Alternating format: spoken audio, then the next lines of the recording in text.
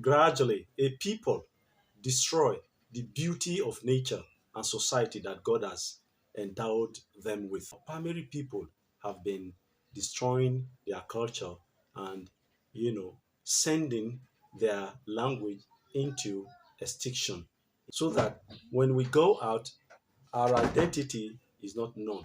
We are rather associated with the Yoruba race. Yoruba people don't accept us. The Benin people do not accept us. And they say, oh, all those are Akoko Edo people, all those are Okpameri people who are neither Yoruba nor Edo. That's really not good for us. And so we have to rethink. We have to rejig. Bear your names. It is important that you bear your names. We had a distinct identity. But during the Western region time, there was this heavy influence of Yoruba culture and civilization, so much so that we spoke Yoruba as a lingua franca and we bore Yoruba names. People logically associated us with the Yoruba people. Yoruba took away many words in Okpameri, and those words died. We don't know them anymore. So that if you check our language now, you have a lot of Yoruba words. Many of the words we use are Yoruba, only that we have localized them with our Okpameri tongue.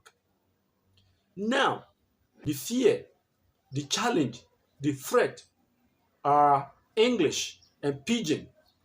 Well, Pidgin belonged to us, but English was imported to Nigeria. It is very difficult now for an Okpameri person to speak for 1 minute without speaking English. Or it's as bad as that. Even common things that we have names for, we now use English names. And by so doing, over a period of time, we lose all those names. Just as it happened in the case of the Yoruba. One another. We use English without even knowing unconsciously. We see our elder brother, what do we call him? Brother. Agbeo, brother. Sister. Auntie me. Auntie me. Brother me. His sister me. Me lali skulu. Me li skulu. Me lali churchy. Me li churchy. And things like that. Use words like molemudesa, agbisa, words like biro, words like teacher, words like belt that we tie on our waist, like secretary, the writer of a minute, the minutes of a meeting. Darling, now we marry, we just say darling, sweetheart, precious, things like that. And we have Okpameri words for them. Why are we not using them? Some people say ibedi. What do we call spoon in Okpameri? We have turned it to Yoruba, ishibi. What are shoes? What are photographs? We say ivoto, ivoto. So you see, you don't even know when you say it.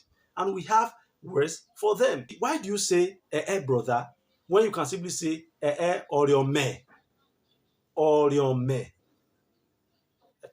Brother is Orionmenorhorsi. Sister is Orionmenorsa or oriomenorsami. You simply just say Ordio or oriome. And it is even more endearing when you meet your brother and you say oriome molemude. My children call me ehiamana, not daddy. They daddy you all around. They mommy you all around. Don't we have an Okpameri word for mommy and daddy? Why do you feel so much at ease? Because your children are addressing you as daddy or father. Oh, that is the language that God hears. God doesn't hear Okpameri. You do not know that after a time, ehiamana will die out. Why daddy when they can simply say eshanmana, my father, iyiamana, ehiamana, adame? Why mommy when they can simply say onu or elo or onume or elome? Why madam? Why sir?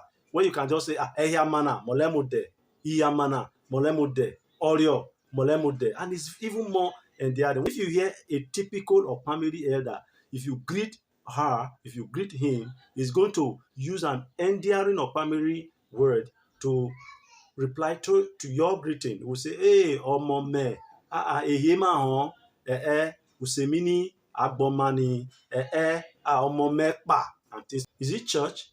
Don't we have what we call shrine? Or you don't know that is also a shrine? That is the shrine of God, just as the smaller gods have their shrine.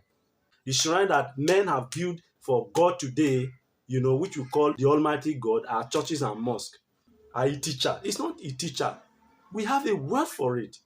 Even if we do not have a word for it, what does a teacher mean in Okpameri? Is a teacher not Ochiwe or Okiwe, Ogbono-chiwe, Ogbono-kasiwe? A scholar, Ogbono-okuresiwe, Okureziwe, Okureze, Okurezebe, Okurezebe. That's a scholar. That's secretary is Ochiwe, Ochiwe Uzona. Meeting is Ujona or Uzona or Ekwibebe is a meeting.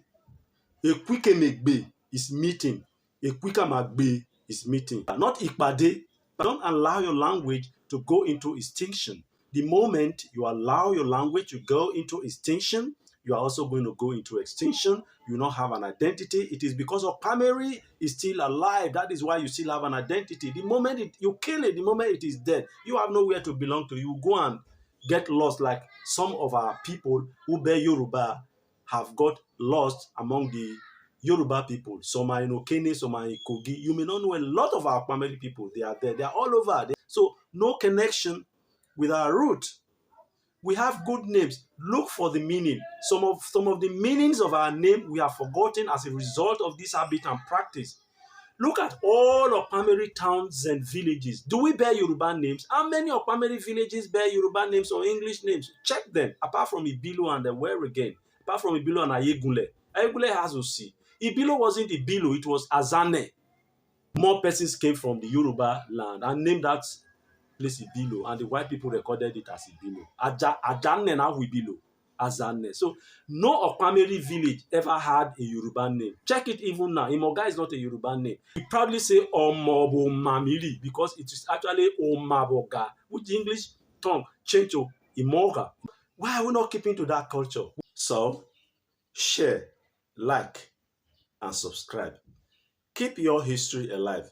Keep your language alive. Keep the positive aspects of your culture alive and bubbling. See you next week. Have a lovely, lovely week ahead.